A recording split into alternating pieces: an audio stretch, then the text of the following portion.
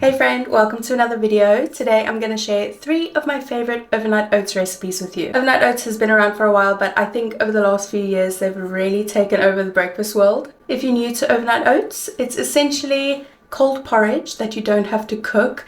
You just mix all the ingredients together, put it in the fridge, and then in the morning your breakfast is ready for you. It's really great for meal prep because you can just prepare several portions and have them throughout the week. It's also a really great way to get in a bunch of good things into your diet, and it keeps you full and satisfied for quite a while. And if you're wondering, yes, you can eat raw oats, but soaking them like you do with overnight oats makes them easier to digest, and they soak up all the liquid so they get nice and thick and creamy and delicious.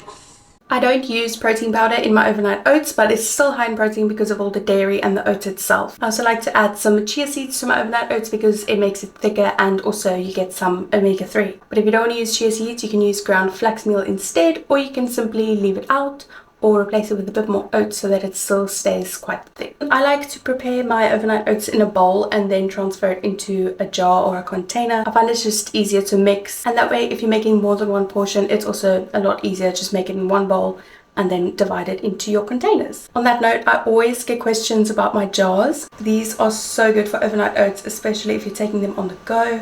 I bought them on Amazon and I will link them in the description box if you want to buy some too. And lastly, I always try to add at least 80 grams of fruit in my overnight oats. That way you get one of your 5 days. Okay, enough talking. Let's get into it.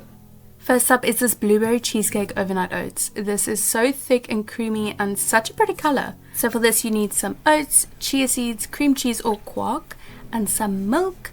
And then you need some lemon zest and lemon juice to give it that cheesecake flavor. And then don't get the pips in there like I did. Add your blueberries. You can use frozen blueberries or fresh. I like using frozen because it turns it this vibrant pink color and it's beautiful. Mix that up and then transfer it into your jar or your container, and then cover and refrigerate. This is my cute little jar in action. And then in the morning, or at least 4 hours later, you can top with some granola for a crunch. I like to think of this as like the cheesecake crust. And enjoy. And then we have chocolate orange overnight oats. So good if you're a chocolate fan. The combination is just so good. You need oats, cocoa powder, chia seeds, some Greek yogurt, milk, liquid sweetener. I use maple syrup, and then orange. I thought I would include how to cut an orange because I didn't know. For such a long time I did not know how to cut an orange. So if you also don't know, this is how you do it. And then add that to the rest of the ingredients and mix that up, and then transfer that into your jar or your container. You can see this is so thick and so creamy and delicious. You can also top it with some dark chocolate chips if you like, for a little summon extra, and then refrigerate overnight. And then we have this carrot cake overnight oats, which has over 7 million views on my Instagram.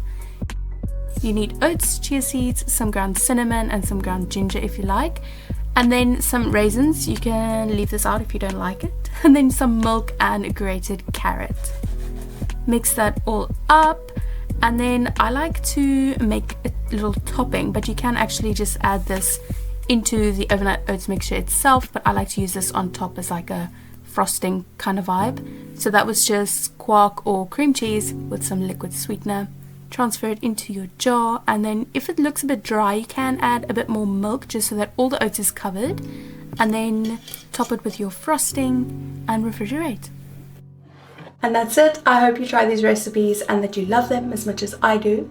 And if you do make any of them, please let me know in the comments. And if you want more overnight oats recipes, head over to my Instagram at nourishingnikki and give me a follow if you don't already. I share loads of easy and healthy recipes and lots of overnight oats as well. Thank you so much for watching this video. If you enjoyed it, please give me a like and subscribe for more easy and healthy recipes. See you next time. Bye.